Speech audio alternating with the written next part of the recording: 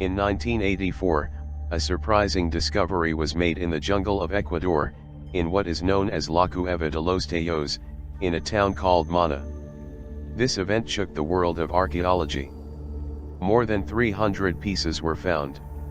The most flaming of all was an Illuminati pyramid equal to the dollar bill of a very old dating from an unknown culture. It is said that they may have belonged to Atlantis or Lemuria. The pyramid represents the symbol of the illuminated Bavarian of the 18th century and modern Masons, but this object has the same characteristics as the Illuminati symbol.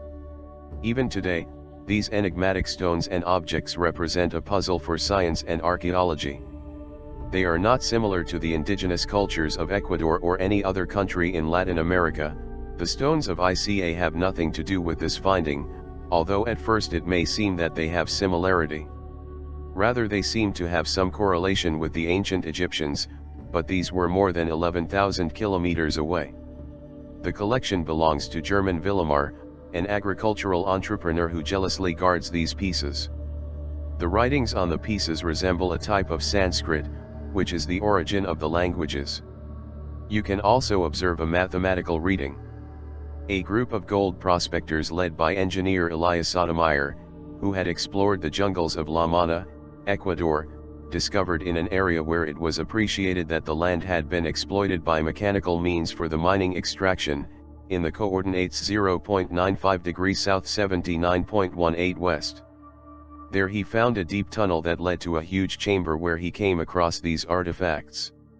These pieces seem to have been designed respecting a psychoacoustic geometry, having also magnetic effects of 0.0. And its lithic technology and finishing challenge again the history books and the dates of the first civilizations. They have a similarity to features of the Mayan culture but also present designs reminiscent of the ancient civilizations of Southeast Asia. Likewise, its graphic forms have a feasible comparison with Sanskrit, being able to date these from the time when only one civilization inhabited the planet, but a technologically advanced and culturally developed civilization on a global level. This could mean that in ancient times, there would be a connection between all the ancient civilizations, which would also imply that they were technologically advanced civilizations, which would change our historical concept completely. One of the most surprising features of this finding is the use of calcite in the pieces. Calcite has fluorescent properties that are activated by ultraviolet light. For certain symbols or graphics would go almost unnoticed by the naked eye. But when exposing these pieces to ultraviolet light, certain graphics acquire all the prominence for their light effect. It is as if it were a code, a secret message carved thousands of years ago. The objects of different sizes, and there are discs carved to the detail with geometric mandalas and concentric and eccentric circles, plates with spirals and engravings. In some you can recognize constellations like Orion or the Pleiades, 13 cups of jadeite of different sizes with patterns that are similar to those of the Mayan culture, or contemporary Western mystical ideas, humanoid figures in ritual attitudes, snake heads, etc. A map has also been found engraved.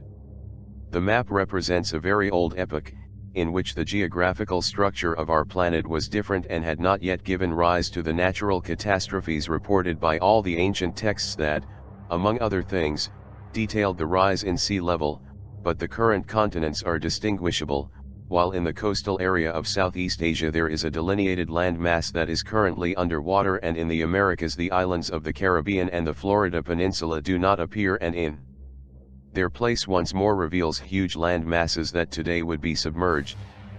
In the middle of the North Atlantic appears a great island that coincides with the Atlantis of Plato.